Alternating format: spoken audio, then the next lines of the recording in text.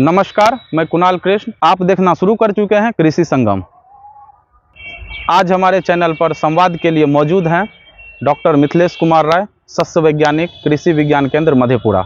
आज हमारे बातचीत का विषय होगा अंतर्राष्ट्रीय मिलेट वर्ष 2023 के अंतर्गत जागरूकता सह प्रशिक्षण कार्यक्रम, जिसका कि आयोजन दिनांक 24 और 25 अप्रैल 2023 को केंद्र के प्रशिक्षण कक्ष में किया गया, जिसमें केंद्र के वैज्ञानिकों के द्वारा मोटे अनाज के उन्नत खेती औषधीय गुण पर विस्तार से बताया गया। प्रशिक्षण में लगभग 50 किसान भाग लिए, जिन्हें जलवायु अनुकूल कृषि कार्यक्रम के अंतर्गत लॉन्ग टर्म एक्सपेरिमेंट में मरवा, सौं एवं मक्का के प्रदर्शन को दिखाया गया।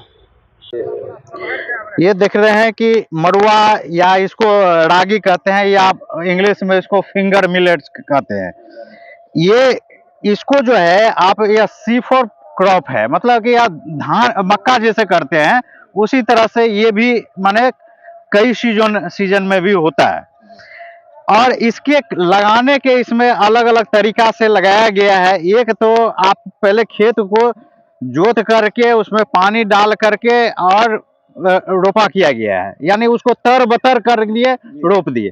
दूसरा है कि यह खेत जैसा कि देख रहे हैं कि जोत पहले नमी दिया गया, फिर जोत करके तैयार हो गया। तैयार करने के बाद जो है उसमें जो 20 सेंटीमीटर के दूरी पर इसमें सूखे में लगा दिया गया है। पौधा से पौधा 20 सेंटीमीटर है और यह मरुआ की वकुला वैरायटी है। 115 से 120 दिन में तैयार होता है और इसकी उपज क्षमता आप 30 से 35 क्विंटल है प्रति हेक्टेयर। एक हेक्टेयर में, एक एकड़ में 12 क्विंटल। जैसे आपका गेहूं या धान की जनरली ऊपरी जमीन की धान है, उसकी जो उपज होती है उसके बराबर उपज है। और इसमें देख रहे हैं कि मैंने 2 मार्च को हमने बिचरा इसका गिराया था और इसको 1 अप्रैल को जो है 1 महीने 30 दिन के बिचरा को इसमें लगाया गया है। बगल में हम 18 दिन के भी बिचरा लगाए हैं। अब देखिए कि मैंने आज 25 तारीख को इसमें जो है आप कल्ला अगर गिनेंगे तो इसमें जो है करीब करीब मैंने 9 कल्ला तक पहुंच गया है। इसमें जो है 9 कल्ले जो है आपको 9 कल्ला तक अभी आ गया है। और इसी में जो गिलेवा करके किया गया था उसमें कल्ले की संख्या कम है।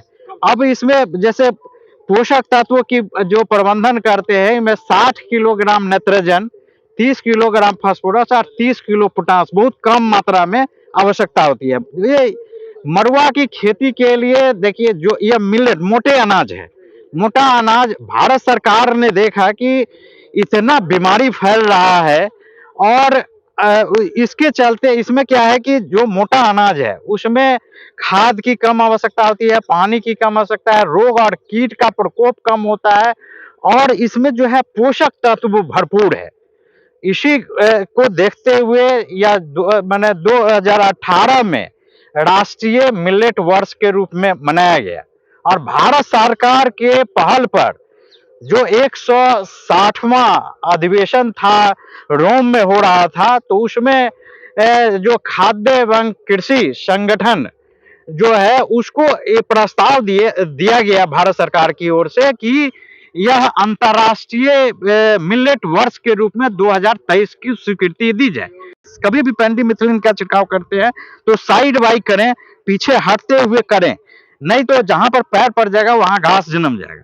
तो इसमें और अगर गिलेवा विधि से करते हैं तो उसमें जो है प्रेटिला क्लोर जो है 50 सीसी का आता है, उसका 600 ml प्रति एकड़ यानी 1.5 ml प्रति लीटर पानी में घोल करके या पानी लगा हुआ है तो उसको बालू या कंपोस्ट में मिक्स करके और उसको दवा को जो है 600 ml दवा प्रति एकड़ की दर से उसको छिड़काव कर देना है। तो इस तरह से जो है खेत आपका साफ सुथरा जो है रहेगा।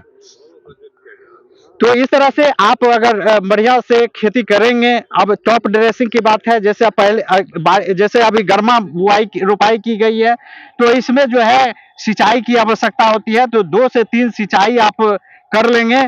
पहला सिंचाई अगर 25 से 30 दिन में कर लेते हैं, फिर दूसरा सिंचाई जो है वही 50-60 दिन में कर लेंगे। इस तरह से पानी को डालते हुए और जो 60 किलोग्राम नाइट्रोजन अनुशंसित था उसका 30 किलोग्राम को 2 भाग में बांट करके, यानी 66 किलोग्राम यूरिया हुआ, यानी 33 किलोग्राम प्रति एकड़ की दर से पहले सिंचाई के बाद और दूसरी सिंचाई के बाद अगर दे दें, और कभी कहीं पर जो है थोड़ी सी माने कीट या व्याधि की अगर समस्याएं आती है, जैसा कि यहाँ पर एक पौधा हमको नजर आ रहा था कि आयरन की कमी है, यहाँ पर देखिए ये जो पौधे किसी भी फसल में इस तरह का आता है, जैसे लाइन देख रहे हैं कि उजला उजला लाइन है, ये आयरन की कमी है। तो अभी कुछ फसलों में इस तरह की भी समस्याएं आती है, तो ट्रेसमिन उसका उसमें जो है 6 सूक्ष्म पोषक तत्व है, उसका 2 ग्राम प्रति लीटर पानी में डाल करके, और ये वो काटाफ क्लोराइड एक इंसेक्टिसाइड का 2 ग्राम प्रति लीटर पानी उसमें मिक्स कर दीजिए और छिड़काव कर देंगे, तो फसल एक ग्रेड